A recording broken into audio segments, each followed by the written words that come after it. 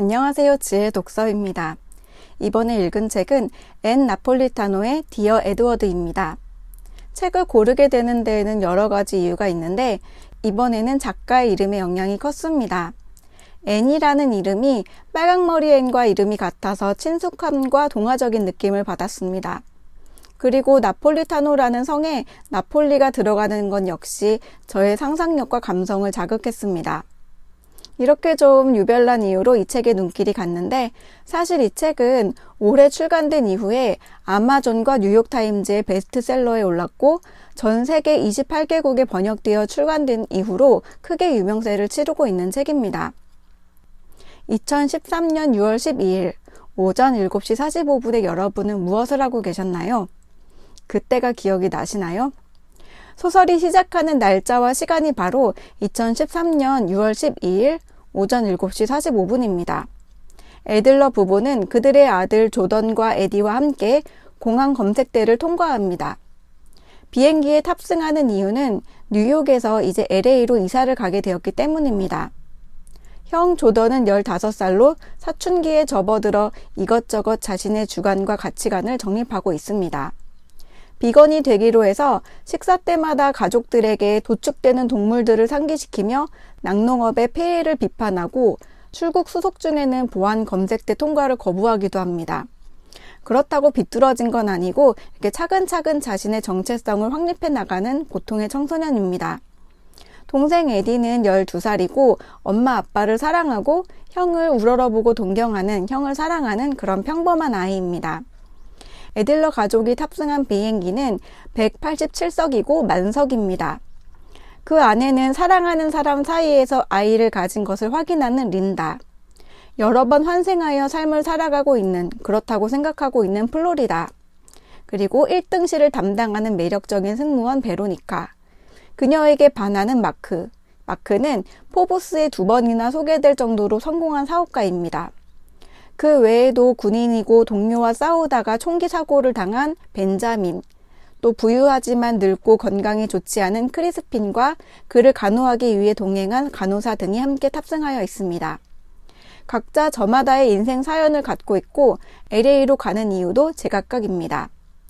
그들은 각자 이코노미석과 1등석에 배분되어 앉아 있지만 비행 중에 서로 눈여겨보고 말을 섞고 대화를 나누며 서로가 서로의 인생에 겹쳐지게 됩니다.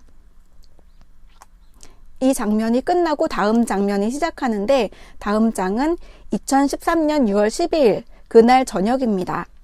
처음 장에서 탑승했던 시간이 오전 7시 45분이었으니까 거의 12시간 후입니다. 비행기가 멈춰 있는 곳은 LA 공항이 아닙니다. 콜로라도주 덴버입니다. 187석이 만석이었던 비행기가 추락한 것입니다. 비행기가 추락한 그곳으로 사고조사팀이 속속 도착하고 이어 희생자 가족들이 도착합니다. 사고는 미국 전역에 대대적으로 방송됩니다. 항공기 추락으로 191명 사망, 1명 생존. 바로 이 생존자 한 명이 에드워드입니다. 이 책의 제목이 디어 에드워드죠. 생존자인 에드워드에게 사람들의 관심이 쏟아집니다.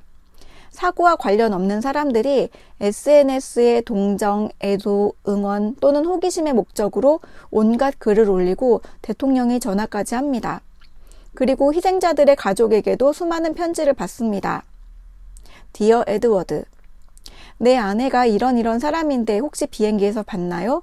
이런 편지부터 비행기에서 너희 엄마를 만났는데 너희에게 이런 말을 남겼다고 편지해달라는 새 아들을 둔 아버지의 부탁. 사고를 당한 누구누구는 이런 삶을 살았는데 그런 만큼 너는 그렇게 살지 말라. 또는 이렇게 살아라 등의 내용을 담은 편지를 받습니다. 또 어떤 편지는 이렇게 말합니다. 1분도 낭비하지 마.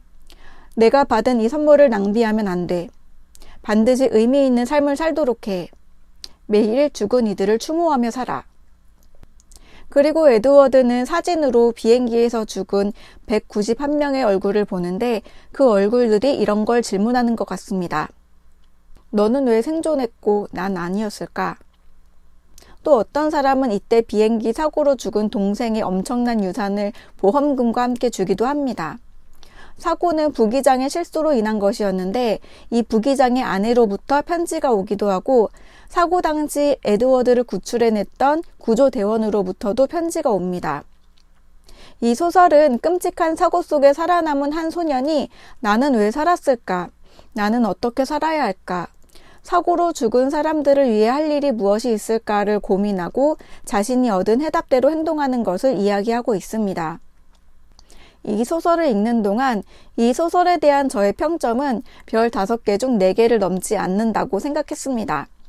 작가가 쓴 유일한 생존자라고 해서 사람들이 취하는 태도들, 예를 들어서 온갖 질문들, 관심들, 그리고 부탁과 당부 같은 것을 하는 것들이 납득이 되지 않았고, 또 감성적으로 제가 메말랐기 때문인지도 모르겠지만 살았으면 산 것이지 왜 혼자 살게 되었을까? 거기 무슨 의미가 있을까? 더 나아가 죽은 사람들로부터 어떤 책임감을 가지려는 것도 혹은 남들이 그에게 그런 질문을 갖게 하려는 것이 흥미있지 않았습니다. 물론 이 질문은 작가가 독자에게 하는 것이기도 할 겁니다. 여러분은 생각해 볼 수 있습니다.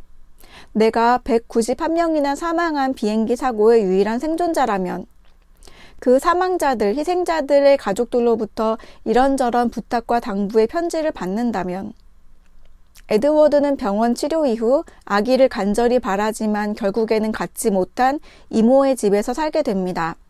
이모와 이모부는 좋은 부모가 되고 그들의 옆집에 사는 쉐이라는 여자아이는 에드워드의 좋은 친구가 됩니다.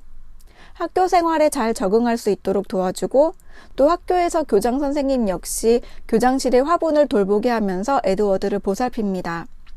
학교 생활을 하고 자신에게 보내지는 수많은 편지들을 상대하며 일상을 살아가면서 이렇게 3년이 지나갑니다. 2016년의 어느 날 에드워드는 타로와 손금을 보는 마담 빅토리를 찾아가서 고민을 말합니다. 뭘 하면 좋을지 알고 싶어요. 그러자 마담 빅토리가 에드워드의 손을 토닥이면서 이렇게 말합니다. 그거야 쉽지. 남들처럼 하면 돼. 자기가 어떤 사람인지, 뭘 가졌는지 살펴보고 그걸 영원히 쓰면 되지. 저는 여기서 소설의 평점이 다시 높아졌습니다. 마담 빅토리의 말을 생각하기 나름이겠지만 소설에서 제시하는 해답이 저의 생각과 거의 같았기 때문입니다. 에드워드는 엄청난 사고를 당하기는 했지만 우리는 모두 저마다의 사고를 당하며 살고 있습니다. 남들이 인정해주든 해주지 않든, 뉴스에 나오든 나오지 않든, 에드워드가 자신이 당한 사고를 통해 삶의 의미를 다시 헤아리는 것처럼 우리 역시 자신이 당한 사고를 통해 삶의 의미를 헤아릴 수 있습니다. 그리고 답을 모를 때 마담 빅토리의 말을 참고할 수 있을 겁니다. 자기가 어떤 사람인지, 뭘 가졌는지 살펴보고 그걸 영원히 쓰는 것입니다. 이 소설은 너무 에드워드에게만 초점이 맞춰져 있지는 않습니다. 비행기 안에 사람들 한 명 한 명의 인생이 소개됩니다. 그중 한 명이 살 수도 있는 것이고 살게 된 그 사람 역시 이런 고민을 하게 될 것입니다. 비행기 사고의 생존자로서는 아니지만 어쨌든 저와 또 이 영상을 보고 있는 여러분 역시 살아 있습니다. 삶의 의미는 누구나 생각해야 하는 과제입니다. 비행기 사고의 생존자라는 남들이 다 알아주는 특별한 사연이 없다고 하더라도 저와 여러분 모두 각자의 사연을 갖고 오늘을 살아가고 미래를 고민하는 생존자입니다. 이 소설은 2건의 실제 항공기 사고에서 착안했다고 합니다. 먼저는 2010년 아프리키아 항공 771편의 사고입니다. 이 사고에서 유일한 생존자가 9살 네덜란드 소년이었다고 합니다. 작가는 이렇게 말합니다. 난 그 아이가 비극에서 빠져나오는 과정이 염려되어 에드워드를 통해 그 길을 찾아냈다. 그리고 2번째 사고는 2011년 에어프랑스 447편의 사고인데 이 사고를 전문적으로 다룬 보도를 참고해서 소설 속에서 비행기 사고 시 조종실에서 기장과 부기장이 나누는 대화, 비행기의 상태 등등을 실제 비행기 사고 때 이때 났던 기사를 참고했다고 합니다. 작가는 감사의 말에 이렇게 써놓았습니다. 부모 노릇을 하면서 2 아들의 깊은 형제애를 지켜보는 것이 가장 놀랍고 기쁜 일이었다. 내 아들들은 소설 속 형제와 닮지 않았지만 그 우애에서 영감을 받아 형제 간의 사랑을 그렸다. 그런 색깔의 사랑이 존재하는 줄 미처 몰랐던 나에게 그런 사랑에 대해 가르쳐줘서 고맙다. 멜러키와 핸드릭스.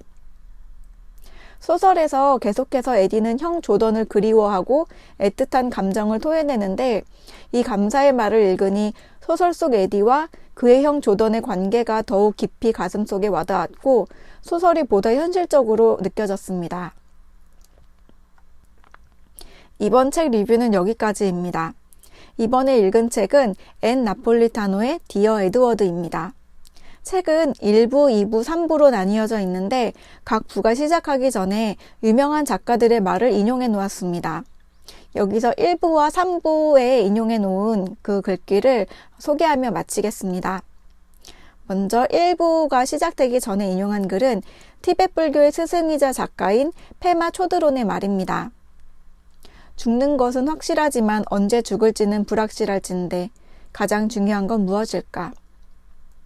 그리고 3부 시작 전에는 소설가 제임스 볼드윈의 말입니다. 우리는 상대방을 어쩔 수 없이 영원히 간직한다.